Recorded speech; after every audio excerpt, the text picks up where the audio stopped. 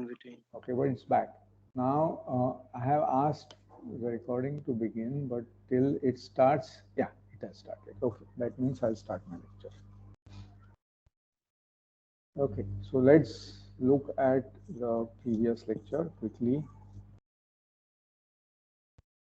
That was lecture number 23. And so what we did was I completed giving you the proof of the things which I had not proved about one-point compactification. Here it is. This was the proof that given any neighborhood of infinity, it contains a compact set inside it, inside which there is a neighborhood. Then we talked of actions of topological groups on topological spaces. I wrote it in terms of elements, but you can easily write it in terms of arrows like this. Let's change the color and I'll draw a diagram saying what it means for this to be this. What's the name of this map? I have not given any name to this map. So let me give that map the name A. Okay. So now you'll have various diagrams. You'll have G cross X. Yeah. And from here you can go to G cross X. From here you can go to G cross X. And here you can go to X. And this diagram should commute. So what is this map? G cross X to X is the action, and so this is identity G cross M.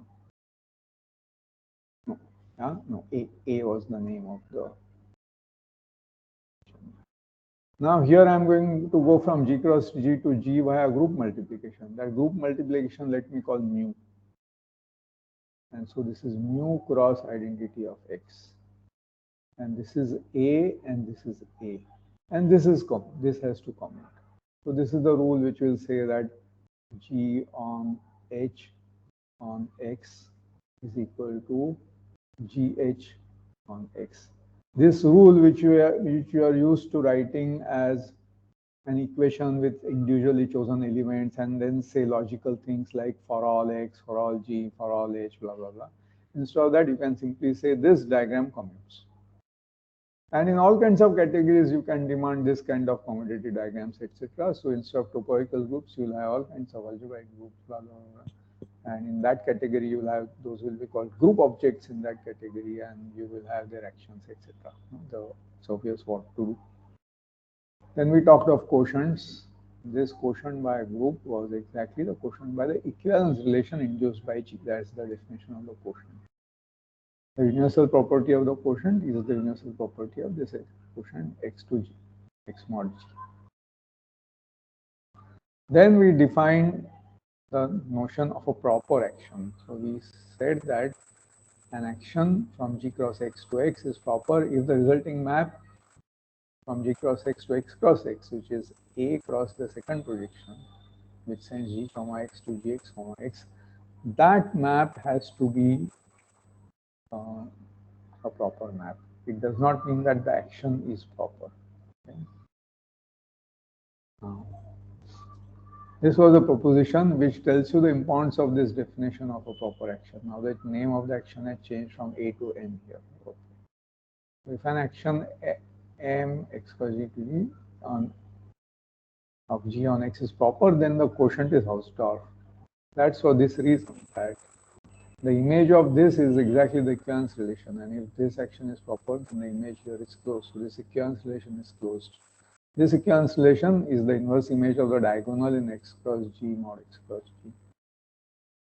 And so, because this is quotient topology, this is also quotient topology, and any set whose inverse image is closed, therefore has to be declared as closed. So here an arrowhead is missing. Okay.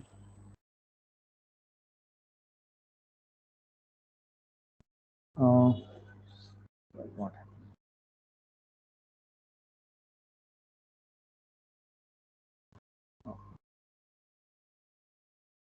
So that's the proof of this, because diagonal is closed. If R is closed because this image is closed. Then this proposition says that if G is compact, then every action of G on Hausdorff space X is compact. This is a very useful proposition because compact groups are very important, and many groups we can prove to be compact by a Hein-Borel property like orthogonal group, unitary group, and whatnot, bounded closed in the matrices.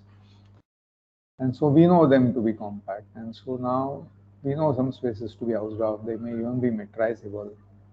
And then such an action will automatically be proper because again we factorized it. We factorized it into the graph of the action followed by the projection, and each one of them was proper, and so the composite was proper. And why was this projection proper? Because G is compact. So an example of this would be any action of finite group with a discrete topology knowledge of space is proper. And I introduce this word to you, which you'll soon meet in your study of fundamental groups and Turing spaces. Proper action to discrete group on knowledge of space is called totally discontinuous action. Proper totally discontinuous action. Or perhaps they call totally discontinuous when in addition to this the isotropy groups are trivial. Possible. I don't use this old terminology, so I may be unsure about whether they put this extra condition or not. I had asked you whether the translation by Z on the real line R is a proper action and what is the quotient. And as that is homework, you have to do it now. Then I said we'll apply all this to roots and coefficients of complex monic polynomials, finding the relationship between them. So given any n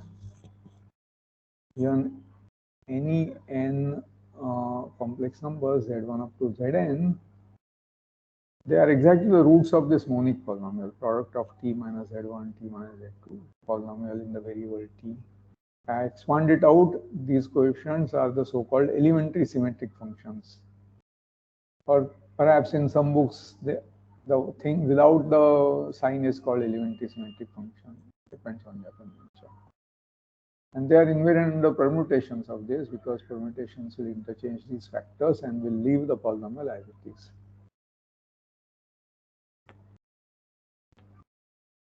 So these are all continuous maps. They are actually polynomial maps, not just continuous, far better than continuous.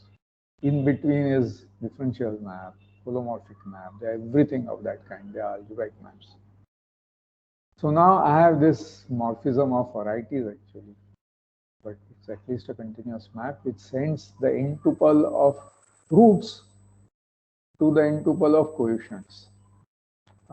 This map obviously is not 1, 1 because I can permute these, but the fiber has size at most, yeah. The fiber over any Si belonging to here has cardinality below less than or equal to below factorial n, because those are the ways in which I can rearrange the z1 up to zn. There will be less if some of them coincide. And that's a multiple point in the fiber. Fundamental theorem of algebra says that this map is a surjection because given any coefficients, I can find roots. I can solve that problem, get values of t. So the map is a surjection. The important proposition we proved was that this map F is proper. I want to show this map is proper. And this is Euclidean space R2n. Okay. So Cn homeomorphic to R2n. These are Euclidean spaces, and here's a map between them. These are locally compact Hausdorff, so they have one point computation. And so using such stuff, we proved that the map from R2n to R2n is proper if the limit as you go to infinity is infinity or inverse image of bounded is bounded. So here these are the coefficients, here these are the roots. So it amounts to saying inverse image of any bounded set is bounded in the first C. If the coefficients are bounded, then the roots are bounded of any bounded subset of the second Cn is bounded in the first Cn. So if my coefficients are bounded, I want to show roots are bounded. So here's the proof. If all roots are less than or equal to 1, then yeah, of course they are bounded. Otherwise, suppose the roots are greater than or equal to 1. Take a root greater than or equal to 1. For such a root, divide both sides by t to the power n minus 1, and I get this equation. And so for that root t, mod t is less than or equal to this thing, which is less than here, where this is less than this because t is greater than or equal to 1 in absolute value. And so t is less than or equal to maximum of 1 and this sum. So we have shown that. And so this is a proper morphism, it's a proper map. Now this is the action of the permutation group on Cn. Permutation group is on 1 up to n, and so you interchange the various coordinates depending on the permutation. This group is acting not fixed point freely. After all, a point such as 5, 5, 5, 5, 5, 5, 5. Every permutation leaves it where it is, and so on. Depends on the. But if all of them are distinct, then the orbit is going to have factorial n points. Now this map F is invariant under the action of Sn on the domain F. That's the meaning of symmetric polynomials. So if I permute Z1 up to Zn, the symmetric functions don't change. Now comes the claim that this is really the quotient under the Sn action, or quotient under the equivalence relation, under which a point of Cn is equivalent to another point if they are obtained from each other by interchanging the order of the coordinates, permuting the order of the coordinates. So I want to show it as a universal property. Said theoretically, it is indeed the quotient because exactly it is putting together all the different permutations. So said theoretically, this is the quotient set. I want to show the topology is correct. So the standard topology on Cn, I want to say, is the quotient topology for this going modulo Sn. For that, I have to show that this map has the universal property. Once I show it as a universal property, the quotient is characterized up to unique isomorphism by having the universal property. So I want to check that. So given any phi which is invariant under Sn, because said theoretically it is quotient, there is such a factorization. And I want to know this factorization is continuous. Then it's a factorization in topology. Why is it continuous? Because if I take a closed set here, I want to show its inverse image here is closed. But if I take a closed set here, its inverse image here is closed because phi is continuous. And because this map is proper and therefore closed, the forward image of this here is closed, and that is the inverse image from here. That is why F is closed. And F is also open because the saturation of any open subset under G action is open because the saturation is going to be the union of all its translates. All its translates are homeomorphic to itself, so they are all open. An arbitrary union of opens is open, and so this is why F is an open map. So this is true for all group quotients. Now we came finally to the statement that if we change the coefficients slightly, the roots will change slightly. Okay. Now the roots are not functions of the coefficients, right? Because roots don't have well-defined order. So what do you mean if we change the coefficient slightly, the roots will change slightly? Did any of you think about how to formulate a precise statement? So I'll give you a precise statement. That's, suppose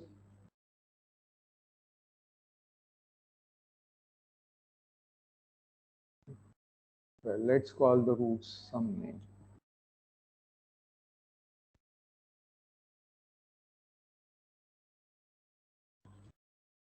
Suppose lambda 1, lambda n are the roots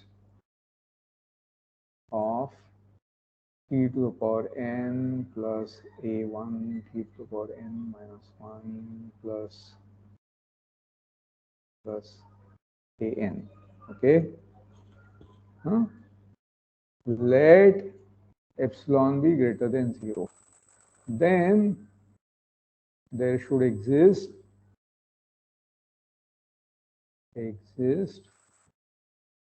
delta greater than 0 such that the polynomial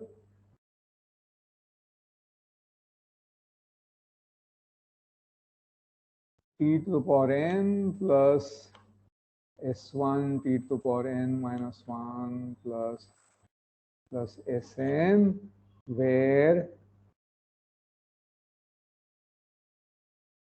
each Si minus Ai less than delta has roots which can be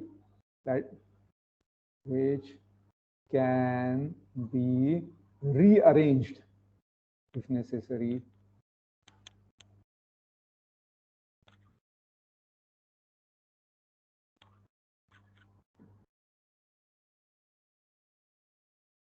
Z1, Zn such that for all I, okay, such that mod of Zi minus what was the original root, lambda I. Lambda I is less than epsilon for all I. See? So by slightly, I have slightly changed the positions because Si minus Ai is less than delta for each one of these. And then take its roots. One of those roots will be within epsilon of lambda 1. Another second one will be within epsilon of lambda 2. Third one will be within epsilon of lambda 3 and so on. They need not be distinct. So understood the statement? So we are saying in this sense the roots are kind of continuous, but I cannot call them functions. They vary slightly. So now I'll give you a topological proof and then I'll give you a complex semantic proof. So first the topological proof. So for the topological proof, let me change the color. Suppose I have a map from X to Y. And I take a point here and I take the fiber over it. So let me take a red colored point and this is the fiber. So let's call this Y0 and this is the, and this map let me call F and this is F inverse of Y0. This is a fiber. Now suppose I have an open neighborhood of the fiber. So I am going to create an open neighborhood of the fiber.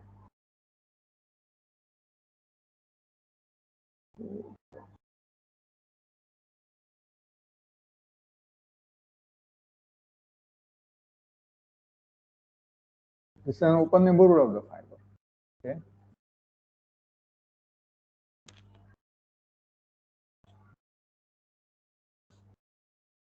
And open set U containing F inverse Y0.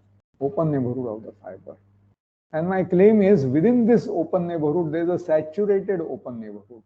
So how does a saturated open neighborhood look? A saturated open neighborhood looks like this.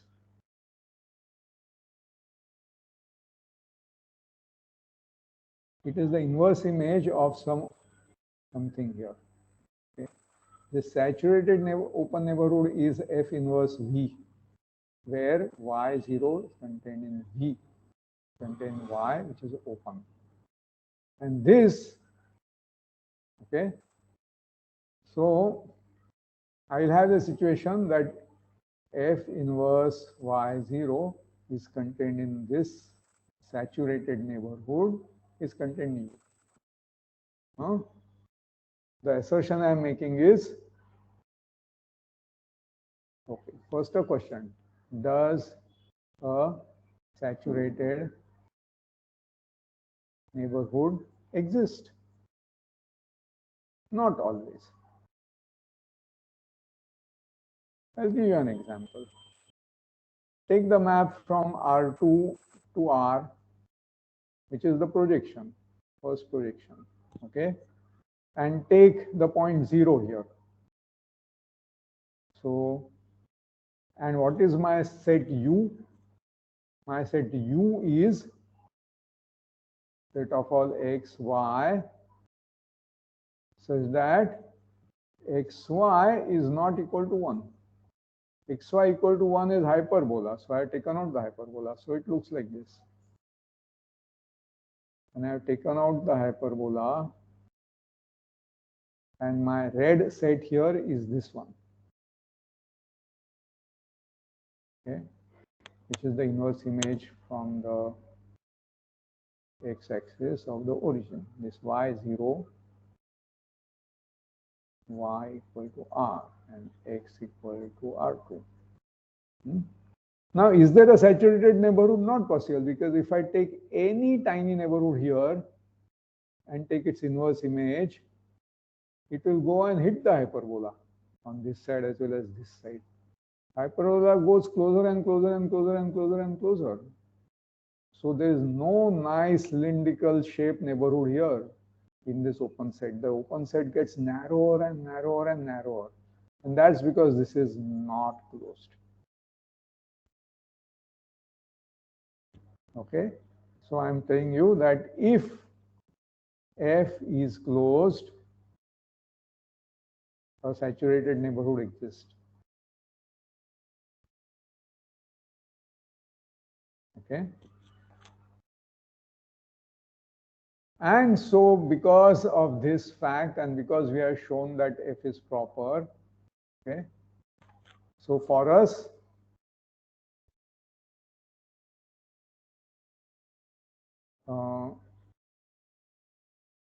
this is Cn to Cn, and the point here was what? A1, AI is the point here, above it is the point lambda I. Okay, there's a saturated neighborhood. This lambda I is a fiber, right?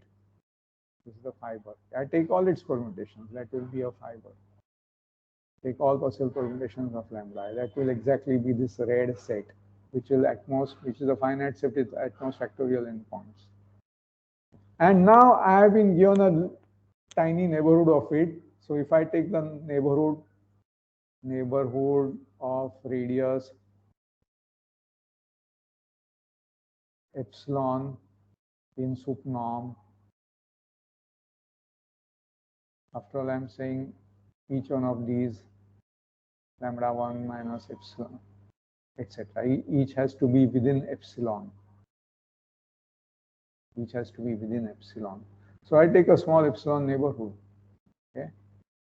Then this has a little delta neighborhood. That's that delta neighborhood.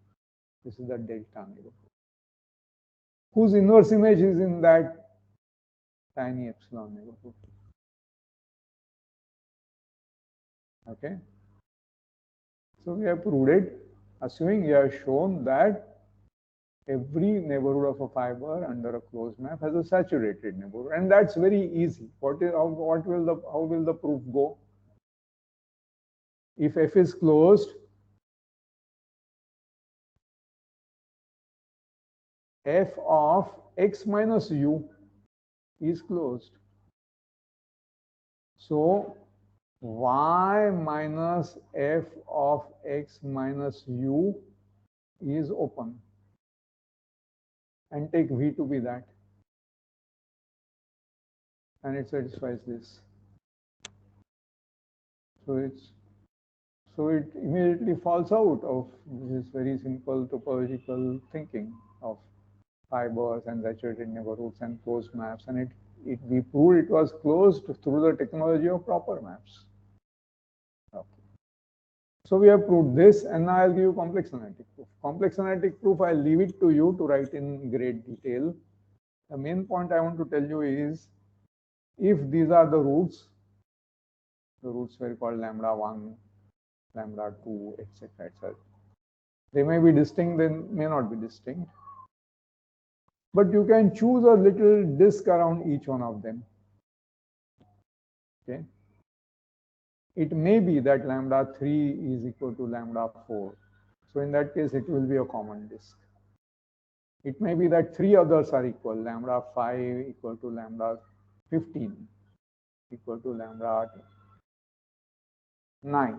Okay. Then in that list there are 3 roots. There are some singleton roots. Lambda 6 may be a single one. You take little disk around it, separated from each other. And now take the function on this. Which function? Take f prime z. So take fz upon it. Fz on this. Okay. This fz is not equal to 0 on this whole circle. Okay. It vanishes here, and on it doesn't. Now look at the coefficients of f. F was what? Fz was by definition z to the power n plus s1 z to the power n minus 1. Now my variable t I am calling z because I am going to do complex analysis. Otherwise you'll get confused by doing complex analysis with t.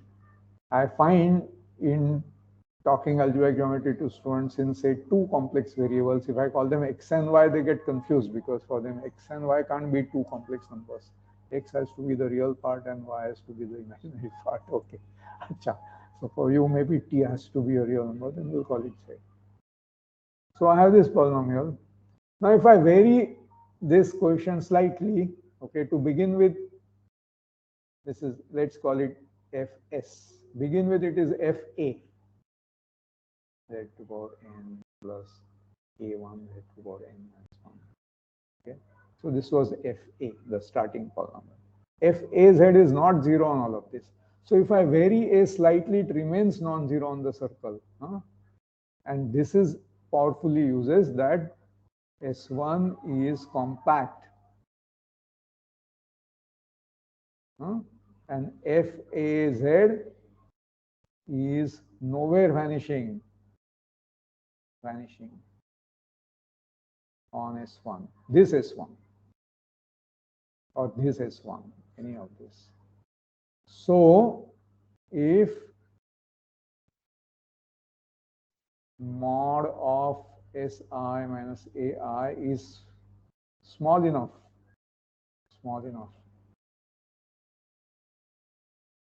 then Fs z is nowhere vanishing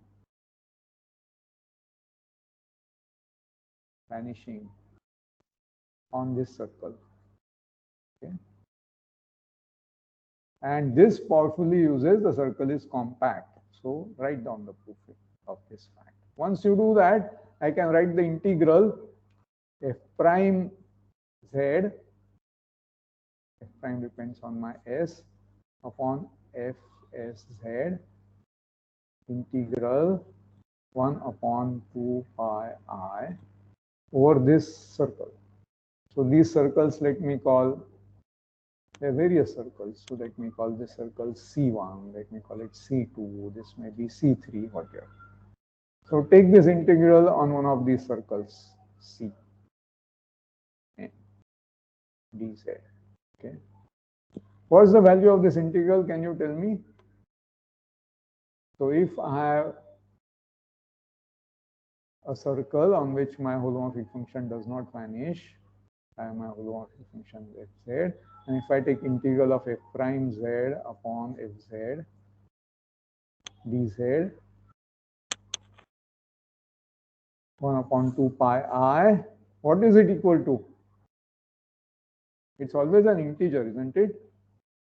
And this is the number of zeros of f inside C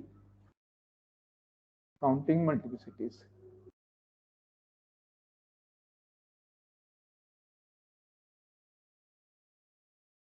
So now open your mouth, open your mic and tell me whether you have seen this statement in your complex analysis.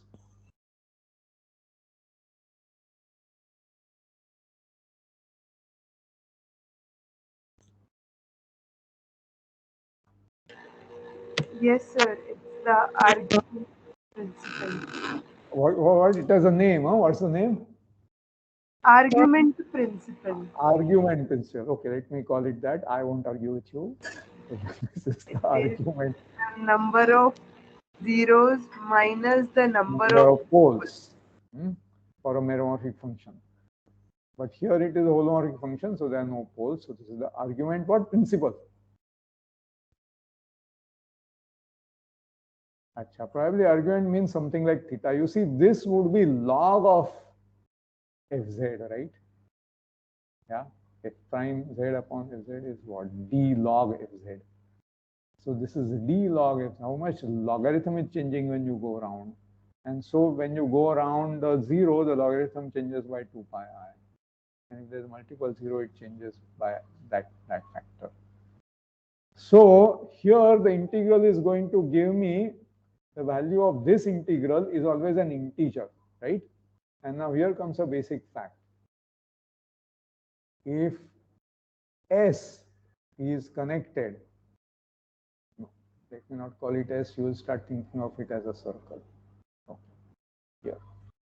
If T is connected and if H from T to Z is continuous, and let me say that T is non-empty, then H is constant. Simple basic fact, yeah. Because if it had two different values, this is discrete topology. Z is discrete.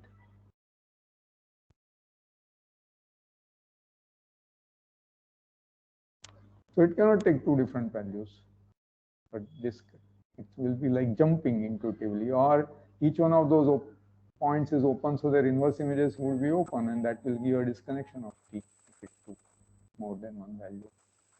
So it takes some value, and that's the only value. Yeah, it's clear. So you know this integral for s equal to 0, sorry, for s equal to a, the value is the number of roots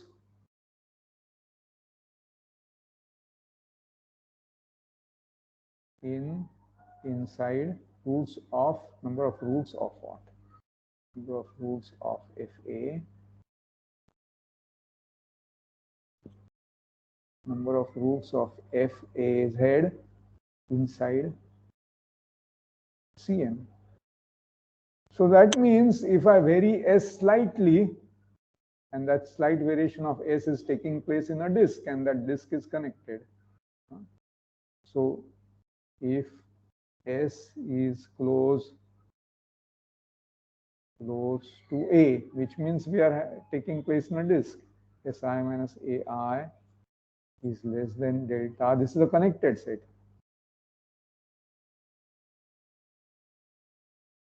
And so there are many, so it's a product of these disks. Product of connected is connected. Each is a disk.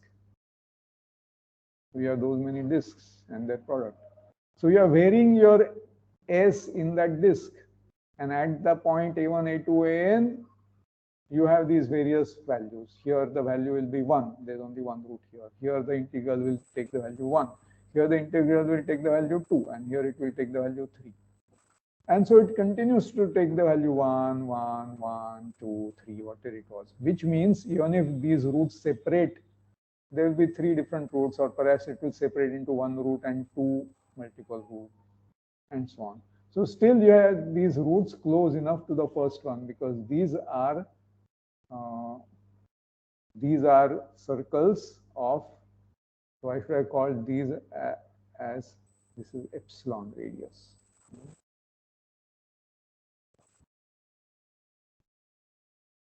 So if I take all these circles to have epsilon radius, each is of radius epsilon. Then when these SIs are close delta enough, there is a root close to the original root. Okay. So I have proved this statement also complex analytically. Okay. So with this, I am stopping introducing new material. Now I have 2 programs. One is to rapidly go through the 6 weeks, very rapidly, like 2 minutes per week. And then you will have time for general questions if you have any. Okay. So before that, I do that. Have you followed both these arguments? The complex analytic argument based on very interesting and important complex analysis. A whole lot of proving goes into this of completely different flavor, and all that finally produces a proof that when you slightly vary the coefficients, the roots vary slightly. While a completely different technology based on topology, proper maps, actions, quotients, universal properties produces the same. Wonderful. I hope you like it. And it also is very visual, seeing these saturated neighborhoods, inside neighborhoods, and whatnot. Okay, because one of the things I am bothered about is the subjects algebra, topology, analysis get taught in very isolated manner in MSc instead of being taught as jointly something mathematics. So this is a little glimpse of putting some of these things together, which we have learned. Okay, so if there are no questions on this, I'll go to the review of the 6-6. Are there any questions on this stuff? Bolo. 10, 9, 8, 7, 6, 5, 4, 3, 2, 1, 0. You have no questions of this. Okay, so let's go one by one to the various weeks. This was week 1, and we introduced sets. And the important statement was every object that we will consider is a set. Not quite, because soon we started considering categories, and categories are not sets, but otherwise. So clearly, while the first lecture was on, I was not thinking of categories. As I told you, I didn't plan my course. It evolved, basically. And that's the only way of my not getting bored myself, is not to prepare too much. Otherwise, all my fun will go in the preparation rather than in the delivery. Okay. So this was telling you how everything is made of sets. Important point is to make ordered pairs. And so for ordered pair, this is a particular construction. There can be other constructions, as I told you. I also told you that you go look at Serge-Lang's algebra. I don't know why I told you then, but anyway, you have to study this book, very important textbook for your algebra. And I told you that I gave you definition of function, and I said this definition may not be there in all the old books, even in Serge-Lang. I want to put in the codomain explicitly, because otherwise the map does not specify its codomain. Then we talked about binary products and their universal properties. And we talked about singleton set, empty set, and these were products. I wanted you to describe what's a product of a family indexed by empty set, and so on. I introduced disjoint unions to you and a way of manufacturing them and their universal property. All this was happening in sets before we came to topology. And I said, here's an initial set, final set, and so on. Everything was done in sets. And then in lecture 2, there was categories. So we introduced categories by examples. And again, that same terminology, which by now you are familiar with, one of them being diagonal. So we talked of different categories as examples. There's a category of groups, there's a category of real vector spaces and linear maps. Then there are sets, of course, commutative rings, etc. So we set up, and then we compared how binary products, binary coproducts, initial objects, final objects, etc. look in these various categories. For example, in commutative rings, the binary coproduct started looking like tensor product and so on. And then whatever properties we had seen for sets, we generalized them as definitions for such operations in an arbitrary category, with those 4 illustrative examples that these are interesting things individually in those categories. Even if you did not know they are in a common framework, you have already seen those as interesting. Then we introduced metric spaces, and now to make them a category, we had 3 choices. And so they are the distance preserving functions. If you are really doing geometry and your taxiwala wants to take fare from you, he's not going to accept an argument that going 3 kilometers is homeomorphic to going 30 kilometers. So let me pay you the 3 kilometer fare. No, not allowed. So for various things, you need the distance preserving isomorphisms or distance preserving arrows in your category. That is this met DP. Then there's metric space non-expanding. This is one very important in analysis because things like Cauchy sequences are preserved in this, but not under continuous, because open 0, 1 is homeomorphic to the whole line, but one is complete, the other is not. So you see the importance of this in-between category. There's a more relaxed one called Lefschetz condition, etc., etc. You will meet many.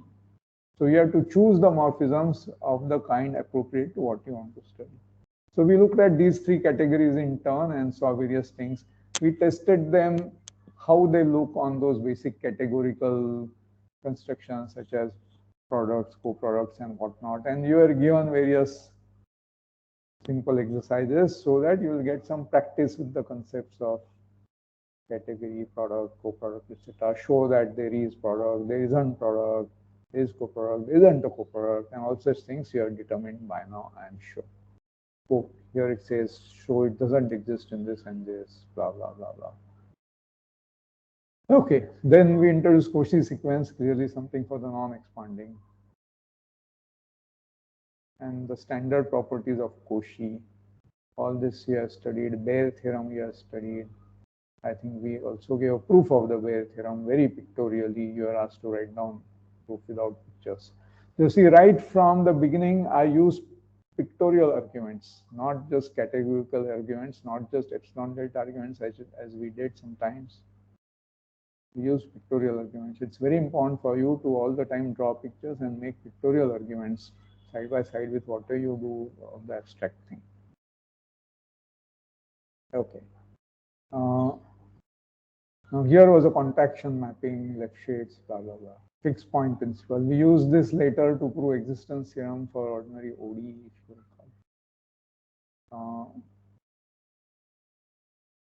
Okay, so this looks like the end of that week. Let's go to the next week. This started on 8 December, and then we came to the category of topological spaces and continuous map. And so here is the definition of that category. It's empty space is the initial object. One point is the terminal object. The functor from metric spaces to this, all these things we said, but we didn't introduce the word functor. We haven't now. So here's the definition. Discrete, indiscrete, all these are favorite examples in your first topology course. Not that one does anything with the indiscrete topology, perfectly useless as far as I can see, but to show you things can go wrong. And isomorphism in topology is called homeomorphism. Now you see all these things are just examples of one common thing: group isomorphism, homeomorphism, biholomorphic map, blah, blah, blah, are just different names of the same thing. And so you will be able to transport arguments from one category to another because you will have built intuition, which is general based on arrows. That's what should happen. So this seems to be different metrics which give the same topology. Okay. Then we talk about products and co-products in topology. And so how to make a topology so that it gets that universal property, so basis, sub-basis, whatnot. We talked about such things. We never proved Tikhonov's theorem. That you have to go read wherever it may be given. Wikipedia. So co-product disjoint does exist. Then we came to the definition of Hausdorffness. Now the interesting nice stuff begins. So this separating points through neighborhoods. But soon we said it's the same thing as diagonal being closed. And then we gave pictorial proof that R2 is, say, a line is closed in R2, pictorial proof. And then we gave an arrow theoretic proof also in terms of addition, multiplication being continuous. And then this was the exercise that Hausdorff means this is closed, which means the graph is closed. You see how frequently and all the time we use this in the rest of the course. Even today we use the graph was closed at one.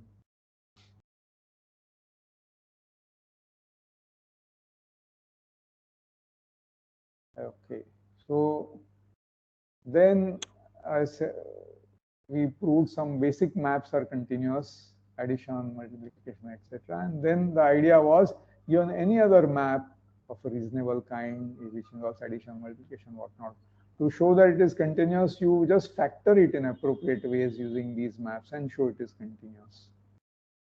Instead of going back to epsilon and delta, just use the earlier arrows. Just throw out the water from the filled kettle given to you and keep the empty kettle on the kitchen platform and say that I reduced it to an earlier solved problem. That's what you have to do as engineer you can. Okay.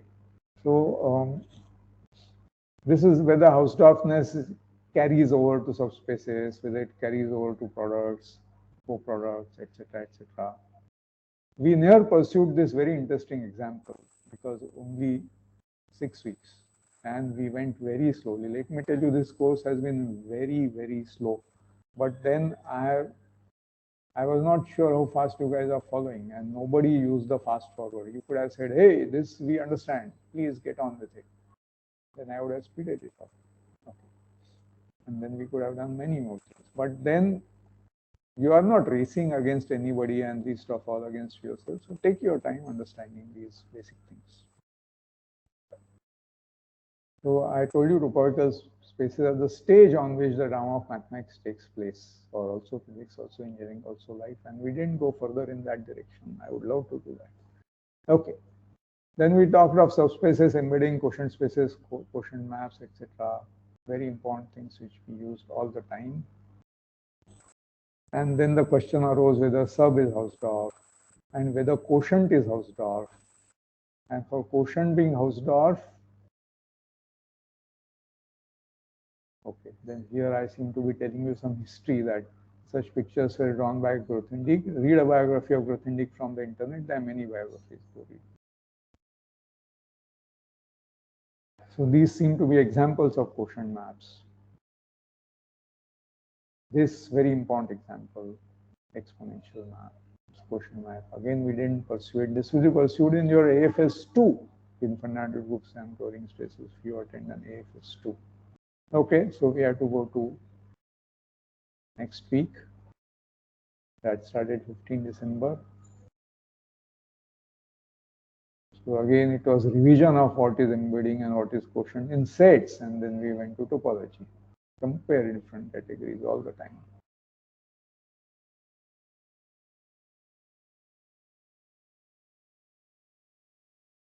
And so here is an example of categorical argument. All the time we are making categorical arguments instead of individual arguments.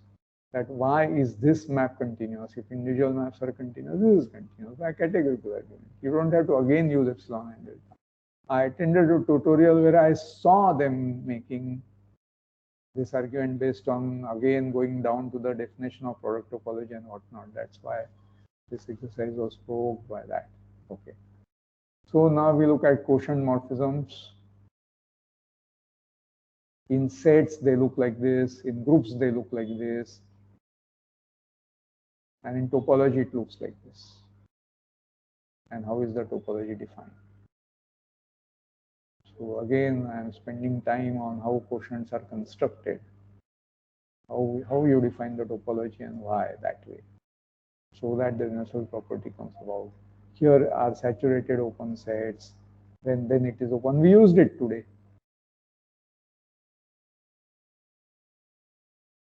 In saying that Cn to Cn, the elementary symmetric function map is an open map, we use this. We saturated that open set.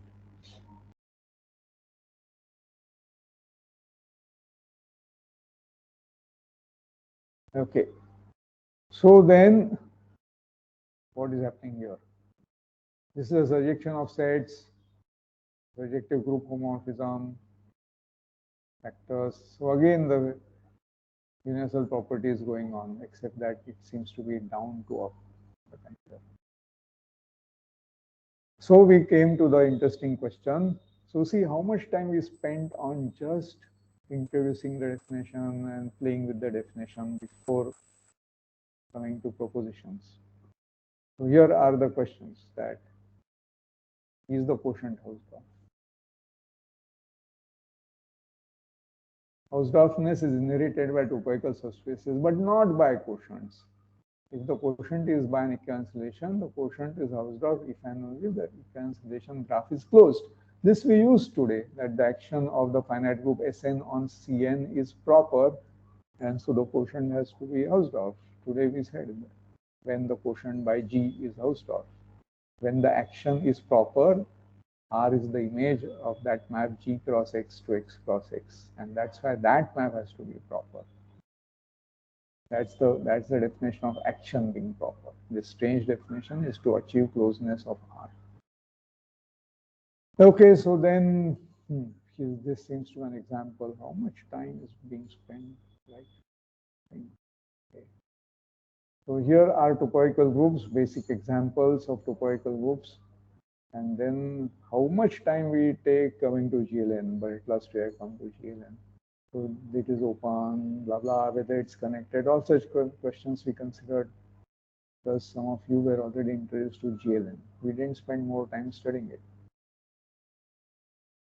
Then I said we have to do compactness.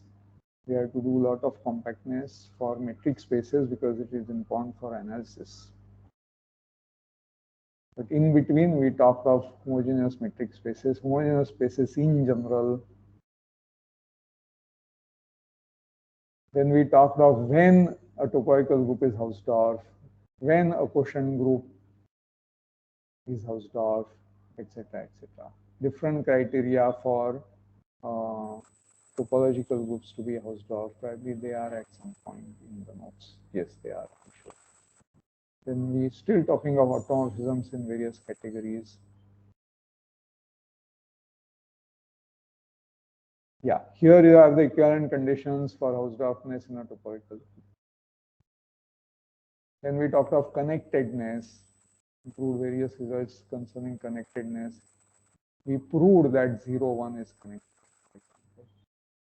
And then we talk of path connected. And this was the exercise G mod H is Hausdorff and the face is closed. Then this was the definition of connected, disconnected in terms of open sets.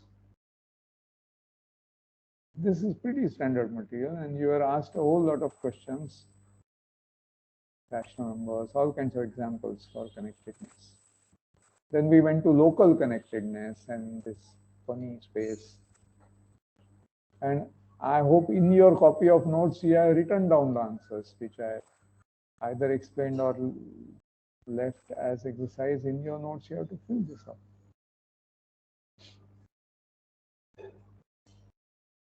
So then we came to compactness. Compactness very important in analysis and topology, but compactness of metric spaces absolutely important in analysis. So we spent a whole week on that, and I told you to see Kumarashan's topology of metric spaces chapter 4 for interesting exercise on this. In particular, I had to brush up my Ascoli-Arzela proof, which I did by looking at the proof in Kumarashan's topology of metric spaces. But for that exception, this whole lecture course is out of my head rather than consulting anything. Okay. So here are various things about metric spaces, their various boundedness properties and whatnot. And that's now it's coming closer and closer to the present time, so you'll remember it more and more. So we talked about continuous, uniformly continuous, equicontinuous family, uniformly equicontinuous, what implies what when there is compactness. Here was a brief explanation of the projective plane.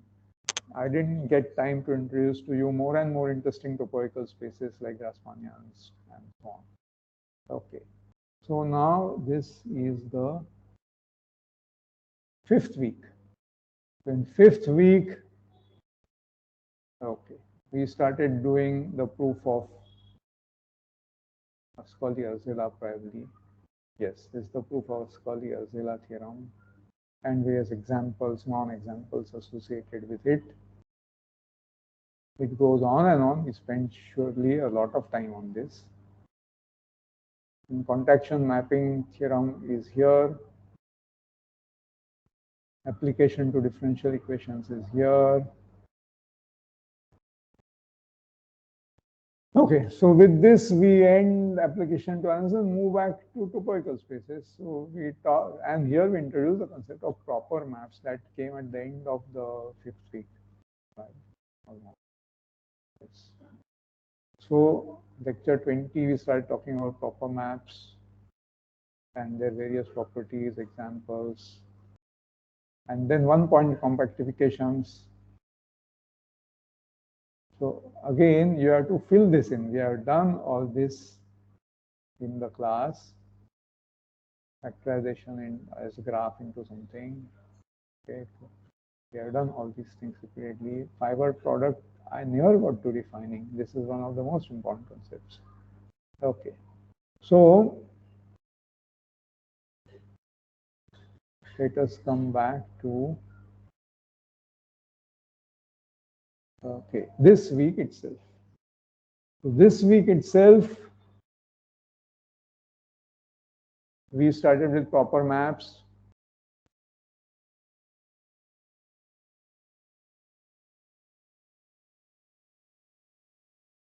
And Hausdorffness, etc., related to them, locally compact Hausdorff spaces, one-point compactifications, point at infinity. That point at infinity has an appropriate neighborhood, blah, blah, all such things. The 1 point. This is the graph factorization of anything, which earlier I referred to, and there was empty space there for you to fill it in. From here, go back and write it there. Then there are various basic kinds of proper maps like closed embeddings and whatnot.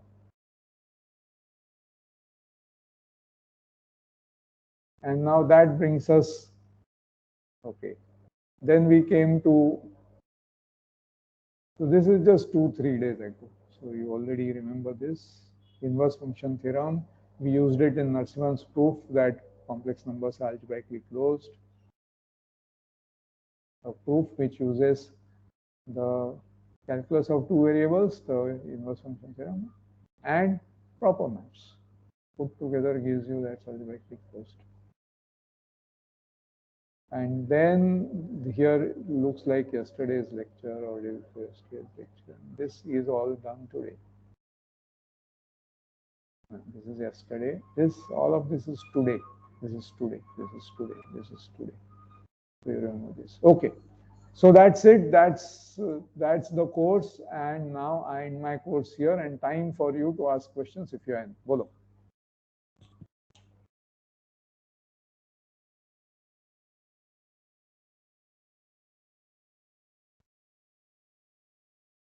Ten, 9, 8, 7, 6. Can you hear me, sir? Sorry, yeah, I can hear you. Bolo. Yes. You had said yesterday that you had mentioned directions for further study. Okay, all right. So yeah, now you know what happens in an actual school. This is a very strange school. What happens in an actual school is we meet the students and the students meet each other. Both are very important things. So each one of you is unique, and each one of you has different inclination, different strengths, and some weaknesses, no doubt. And the advice is usually tailored to you guys because we spend time with you outside the classroom in a play. When an AFS takes place in a physical location, all of us are there away from our homes. And so we eat lunch together, tea together, we go for a walk together, we chat.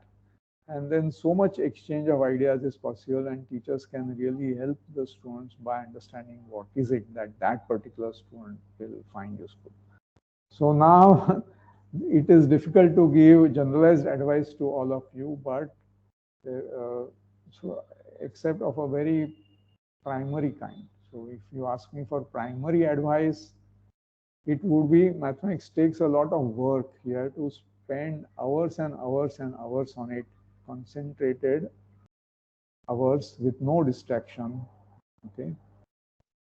Try to be alone with no distraction, nobody coming and talking with you, and concentrate and go for a walk. Walk is very useful when you're stuck.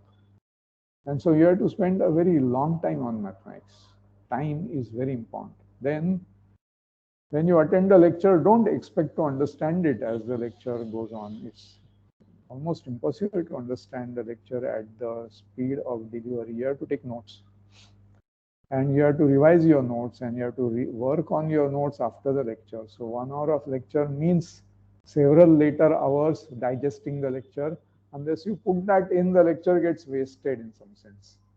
So you have to put in this amount of work. When you solve exercises, don't expect quick solutions. Again, you have to lie sleepless thinking about it. So, people are used to seeing athletes work hard and push themselves into the domain of physical pain, right? Then they can be good in whatever running or jumping or whatever they do. Same applies here. So this is general advice. Whatever your so some people are very fast in understanding something, but it can be like the hare and the tortoise in the story. The hare may run very fast but then may go to sleep. So if you happen to be a tortoise, remember even a tortoise can win a race by persisting with it, keep going. Yeah. So this is one thing, that your study habits have to be really good. And for you to carry on such study habits, your general life habits have to be good, your fitness has to be good, you have to sleep adequately, eat properly, all such things are very important for mathematics. When the World Chess Championship takes place, the two contestants spend enormous amount of time on their physical fitness, because as the chess games go on and on for 5 hours, somebody with less fitness gets tired and he cannot concentrate anymore. And so this is true in mathematics. If you are going to concentrate on mathematics hours and hours every day, you need to be physically fit also. Anyway, so this is very general advice. Now, specific advice, what books to study and what not. Today, fortunately, there's internet. So one very important advice is look at the internet, look at Wikipedia, give a search command. So you are interested in proper maps. Okay, give a Google search for proper maps. You are interested in some other theorem. You are interested in D groups, some particular property. Then there are sites called Math Stack Exchange where students can ask questions, or there's more sophisticated site called Math Overflow where even working mathematicians ask and answer questions. You can visit these sites, Math Stack Exchange, Math Overflow. Now the other thing which happens in an actual school is the students meet each other. You see, the mathematical community is small, and I met most of my mathematician colleagues while I was even an undergraduate, because they were also in those same kind of programs which I was attending, and we became friends from that point onwards. So you will meet your friends. Mathematics is a community activity. I told you have to spend a lot of time alone, but besides that, you have to spend time with other mathematicians. And when you discuss mathematics with your friends, you can fearlessly ask silly questions, give each other challenging problems, and so on. So be part of a community where you exchange mathematical ideas with others. Don't lose an opportunity to teach something to your junior students. Nothing like teaching your juniors for that thing to be clear to yourself. Okay. So now, the other thing I will advise is don't specialize too early. No child marriage. See, you may find some subject attractive right now, but that's because you have not seen most of the other things. When you see them, then so algebra, analysis, topology, number theory, all kinds of geometries, differential geometry, algebraic geometry, Lie groups, functional analysis, there are all kinds of subjects in mathematics. Try to learn them all at this stage. Don't specialize too rapidly. Don't think that one of them is the master subject and I'll do it and everything will come of it. There is no such thing. All right, so these were general advices. I think people of my age often convert themselves into bores by going on and on with advice. So I'll stop at this moment. Do you have any other question?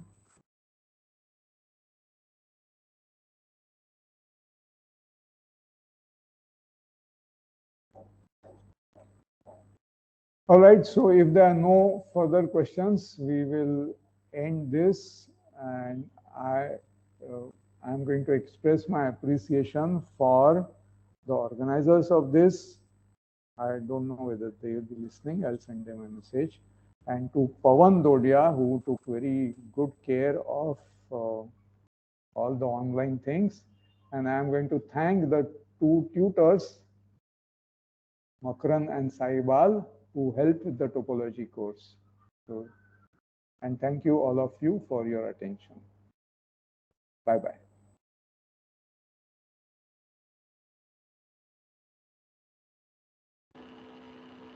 Thank you, sir.